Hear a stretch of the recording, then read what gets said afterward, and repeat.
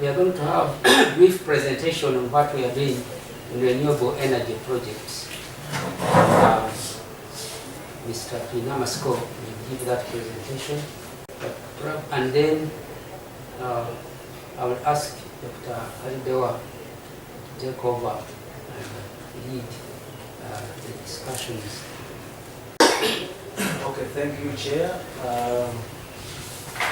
When Alidewa told me about this, we needed to share the trainings we have been doing because of the consequences of climate change and the adoption of renewable energies. We tried to make up a renewable energy research group, and we have carried out a couple of activities as I will try to highlight. So there is a small table of contents. I will go through with a small introduction, the composition of the group and how we operate, what we have done so far, the current state of affairs, what is our vision, and how do we look at the future, where we can be helped out, since you are good at helping Uganda, and then plans for sustainability, to see whether when you give us your help, how we can sustain it, and then probably by the end of today we should be able to have a way forward. And basically the research is housed here in the department, and we are some few committed 6 members where we sit and draft how we are going to do the trainings. We have trained over 100 participants over the years of 2012, 2013 and 2014, including a small training we had in January for a group of participants from technology who wanted skills in renewable energy. And we are planning that if we could get some help, as I will show you, we can have a short course which always runs to encourage some people to always be around and run. And that is a composition so far, apart from the acting head and the assistant manager and the lady who is now doing our in South Africa. All others we are available. We have already introduced ourselves. Current status is that we had a workshop 1 in 2012, which was successful. It motivated us to do another one in 2013, which was also successful. And then we had one last year, which was also successful. They are all held in September. And because of those successes, technology participants came here and we trained them this January. And how do we look at the future? We are now we are anticipating to have another one. The organization is in progress, and this one should be inclusive. The first one was mainly for Ugandans in 2012. Actually, we had some South Sudanese, but who also came on a private arrangement for 2012. 2013 was basically Ugandans, but the one of last year we made it regional, and had a couple of South Sudanese. We had 4 of them, and we had 2 Kenyans. And the limitation is about the training kits, as I will highlight.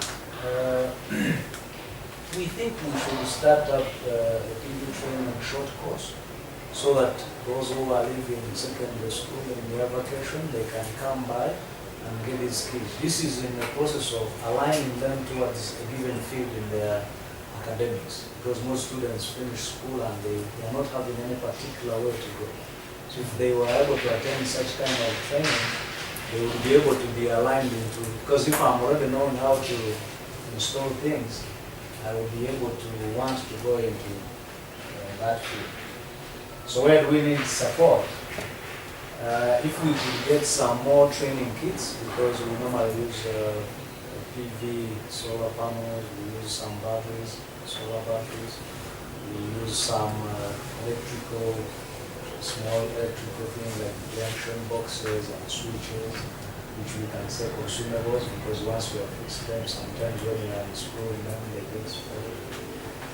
And then we also could have some visitation by our trainers to have access to other advanced labs and see how the community practices are being done in those places. And sometimes transporting such people is always more easy. Also, to add value to our trainings, we could get some visiting trainers from these advanced places. And of course, normally it includes an air ticket, accommodation.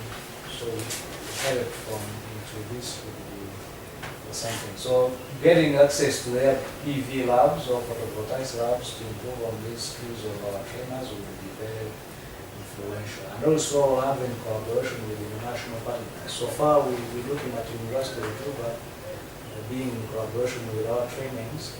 Already we have a partnership, not on paper, but at least we have colleagues in the University of Nairobi. And this concept is well aware of that. Your international partners, this program supported by Norway is you have a cooperation with the University of Trondheim? Sure. He will give a comment on that. This is a project which is in renewable energy, yes, as Prof. and Ian will highlight, but then this is a group which was looking at how to use these skills here and impact them in the local people. The skills of fixing, going out and installing these PV systems. But there is already a collaboration between Internew, Balgen, and Makerere. So it's all about renewable energy and combating climate change, and also joining the group. Since the time is not enough, I will just show you, the pictures may not be so good, but these are some of the trainees we make. These are the boards we come up with at the end of the day. Here they are trying to take out the panels and characterize them.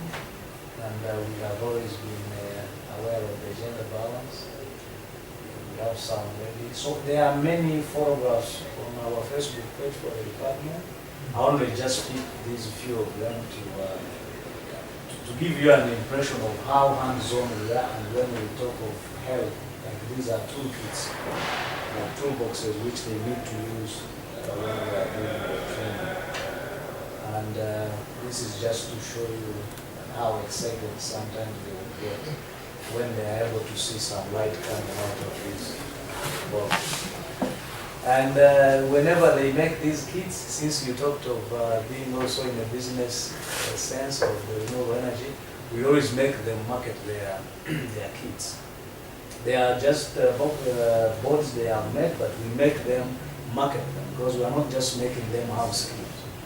In case they want to go into entrepreneurship, they should be able to market what they are doing and market what they are producing. So we always make them line up there, and then they present them and market them. I think that's a brief part of what we do. This is just a poster to show you how we normally try to popularize it at the day of the training. And we are seated in our department, which is in the form of an aeroplane. Whoever designed it was interested in making it technological. You can always have the chance to see our nature and to set up. Okay, thank you, Beno. Dr. Karidewa, you can follow up from there briefly. Thank you, Professor Kama. And my talk is basically about the research we have been doing in collaboration with NTNU, supported by NORAD for the past 5 years, and now we have a new project which is going to run for the next 5 years under ENP.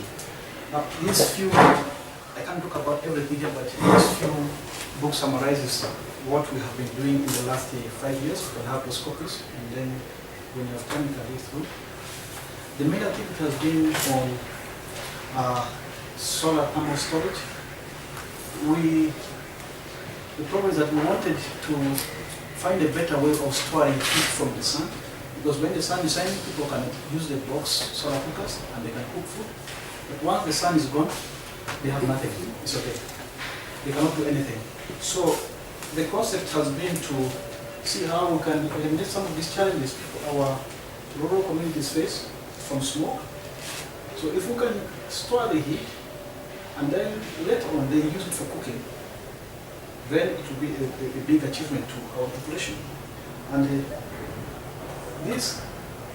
the last 5 years, it involved NTNU and 3 universities in Addis Ababa, and then in Ethiopia, and then ourselves here in Makerere, and then Maputo, and we had to divide the tasks amongst ourselves.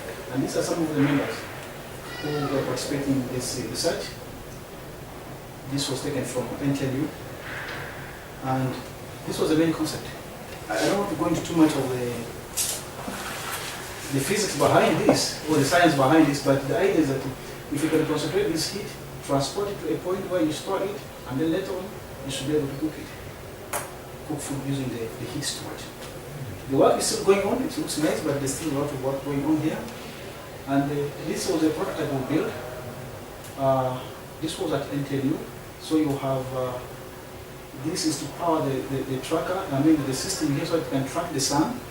And then there is a storage here. You can see the data here. This is one of our colleagues who was in the lab trying to take measurements. And so we want to store the heat here. And that has been going on for the last 5 years. We have used the rock pebbles. We have samples of them in the lab there. We have used salt. We are also planning to use oil. Now this research, as I say, we always divide the tasks between these universities. And we also have the social aspect of the research to see how people perceive the use of solar cookers in their villages. So we had a lady from Germany who was involved in Mozambique and India trying to find all these social aspects of solar cooking. And then these were some samples being tested. I think this was, I can't remember if it was oil, the egg, and then plus other things. So the cooker is down here, and then they're trying to use the heat that has been stored to fry something. But from the academic point of view, there were over 20 MSCs trained. Here in Makerere, I think Prof will tell you better. We had one MSc? One MSc. Yes, one MSc. And then insulation. Yes. Because the insulation of here is a big challenge. You lose the heat after some time. So we had one of our students who was using local material to find what material is best for insulator here. And then we had 2 PhD, myself inclusive, under his supervision. And then the other PhDs were from other universities, at NTNU and Mozambique and Ethiopia. So we have developed prototypes. And of course, through the support we got, we were able to purchase equipment for measuring solar radiation data. Some of them are actually outside here. If you have time, you'll be able to see them, but if there's no time, there's somewhere through the window you'll be able to see them. So those were the achievements we had last time. Now, we wrote another proposal last year when there was another call, and we got funding.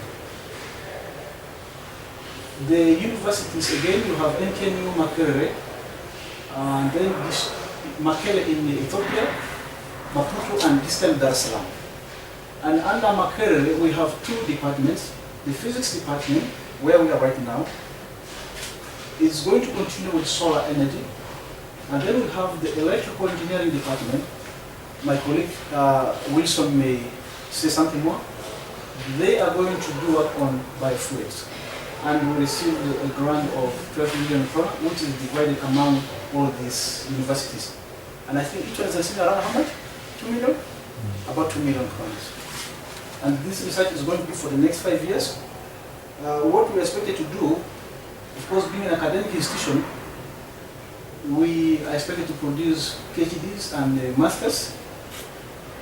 For us, Makerere, we expected to produce 2, one in electrical, one here in the Department of Physics, and then, of course, a number of MSCs. We shall also construct some prototypes which intend to test here. We'll continue with the measurement of our radiation data. I think we are the only center where you can get modern equipment to measure solar radiation data in the whole of Uganda, if I'm not mistaken. The Department of Meteorology, I don't think they have the kind of equipment that we have. Because the ones we have are those which can track the sun, so we have those equipment out of the projects.